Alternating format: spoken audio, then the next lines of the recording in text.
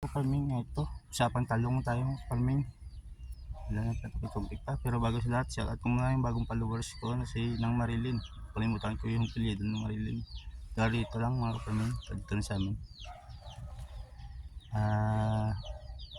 Nihintay ko siya ngayon para sa sitaw niya.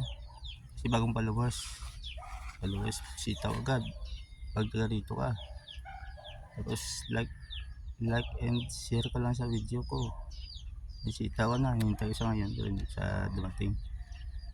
Kaya tutorial na muna tayo mga farming tungkol sa talong. Shout out Tinang Marilyn. Ito na mga farming, ito na yung talong ko na isang puno. Bali 4 na puno ito itong nabuhay ngayon. Ito lang ginawa ko mga farming, tutorial. Isang puno lang yan mga farming, pero 5 ang sanga, yan at namulaklak na. Ang ginawa ko dito mga kaparming is nung may 5 dahon nung kumubo siya at may 5 dahon ay tinapunin ko siya, kinat ko yung pinakatalbos niya. Diba may 5 dahon na tumubo, 5 dahon. Yung sa 5 dahon na talbos yun kinat ko. Kaya ito yung nangyari. Sa isang puno may 5 sanga. Isang puno lang to, 5 sanga. Lahat tumamunga, may 5 ka na. Parang may 5 puno ka na sa isang parang may 5 puno ka na sa isang sanga. Diba? Isang puno lang yan, pero parang 5 na puno. At palaguin pa natin at pabilisin ng pagpamunga niya kaparming, kasi ngayon namulaklak na ito, bunga na ito. Sa pamagitan ng ito, linisan natin mga kaparming yung puno. Tanggalin natin yung mga dahon dito para makapokus na yung puno niya sa dito sa bunga niya. Cut natin to. Sige, makain natin ng nutrients para yung nutrients na kinakain ito punta lang sa bunga. Sa bunga na sa pagpabunga na sa magpukos. Ito lang itong ginagawa ko. Sundin nyo lang mga kaparming. Yan lang. Ilang beses ko na ito na-experience yung mga kaparming, kaya ito lang yung nagawa ko. Nag-top toning talaga ako. Hindi ako yung talong na hindi ko nayaan tumatangkad na hindi na top toning kasi pangit. Kunti lang yung bunga ang bibigay sa atin pag nayaan natin isang puno na hindi itap. Inisan natin. At meron pa akong 3. Meron akong sumunod dito, 2 siguro puno. Pero labasin ko muna yung 5 dahon bago i-top tuning. Lipat tayo dito sa kabila.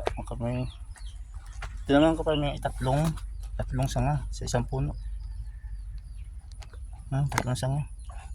Ganun din gawin natin mga kapag yan, namulaklak na. Same procedure din mga kapag linisan din natin yung mga tanggalin natin yung mga sanga-sanga. Pero dito sanga nito mga kapag pero lang ito hindi naman yan munga. Kain lang yan ng nutrients na hindi munga. So sila lang tanggalin natin. Yan.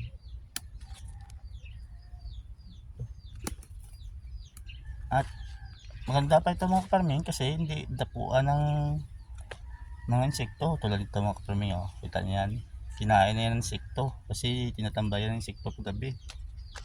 Kaya mas mabuti na tanggalin itong mga puno sa ilalim, mga dahon sa ilalim. Dalawang puno pa ako kaparming pero hindi na pakita ko kaparming. Sundan nyo lang kaparming pag may umitanim din kayo na talong. Yan ang gawin nyo mga kaparming. Kung may 5 dahon na top pruning nyo para sa isang puno may 5 sanga o limbawa 3, kahit 3 na lang. O diba bawat sanga may bunga na isa, parang may 3 puno ka na sa isang puno lang. Kasi 3 sanga, bunga yan lahat. Experience na yan.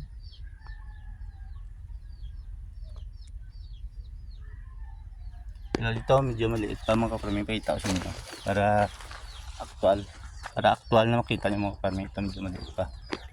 Maliit pa ito. Kita nyo yan mga kaparming, pagtubo nyo maliit pa yan. Hirap maglagay ng cellphone ko, hirap na ang taga video. Sana hindi matumba. Ganito kahirap mga kaparming ang gumawa ng video. Isang content creator gumawa ng video, isang kamay ka lang tapos walang tagawa.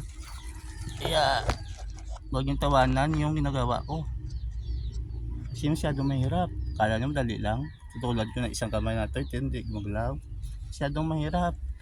Sa pwesto, minsan nakasilaw pa. O, ito mga panyo. Maliit, medyo maliit pa ito. Pero ito na bulaklak, may bulaklak na lumabas. Oh. Ayan, oh, kabilaan yan. Bali, tatlong sanga to. Kita ba? Ito, hirap. Tatlong sanga to mga kaparmin sa isang puno. Ayan, oh. Tatlong sanga to mga kaparmin. Kunin natin yung mga tanda na para makapokus sa dito sa bunga. Ito bunga na bulaklak. Ito din. Bunga na ito. Ito. Para yung ginagawa ko ito para yung puno nito yung kinakain niya nutrients ng igat punta dito, hindi na kainin ng ito ng dahon na ito, punta na sa dito sa bulaklak.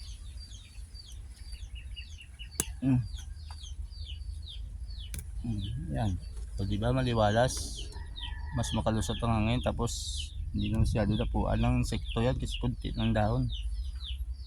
Same procedure din sa isa, meron pa ako isa. Ayun kasi silaw na. Init na mga katanyan. Tapusin na ito. Sabi ko nga, cut ko na. Pero sige, tapusin na. Try natin na pakita pa. Ito mga kaparmin, same din. Nasa isang puno na 3 ang sanga. Ito masyado makapal ng ano, kaya kailangan na talaga ito i-trim.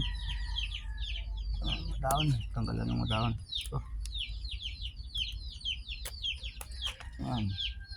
Para maliwalas sa siyempre sa tanim mong gulay. Yan. Ito may mga udlot na mga sanga-sanga, wala na ito, kunin nyo rin yan. Yan. Ito, sanga. Wala na rin ito. Oh. Sanga to, sanga. Pero wala na yan. Kunin nyo na yan. Yan.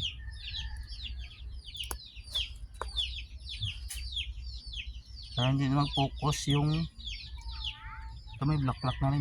Hindi naman focus yung puno sa ito sa mga dahon. Doon na lang siya punta sa ano din sa mga bunga. Focus na sa pagpabunga. Ito, ang galing ito. Oh, diba mas aliwala sa tanim kahit tingnan mo yung tanim parang ikaw hindi para ikaw mismo na nagtingin sa talong ay hindi ka nang bibikitan kasi wala na, maliwalas na. Tapos kunin natin. Yan. Mga black na nakalabas. Yun na mga kaparmin, dito na mga kaparmin. Sana gustuhan yung video ko. Kung ayaw nyo man, i-skip nyo lang. Hindi naman ako namimilit. Thank you mga kaparmin.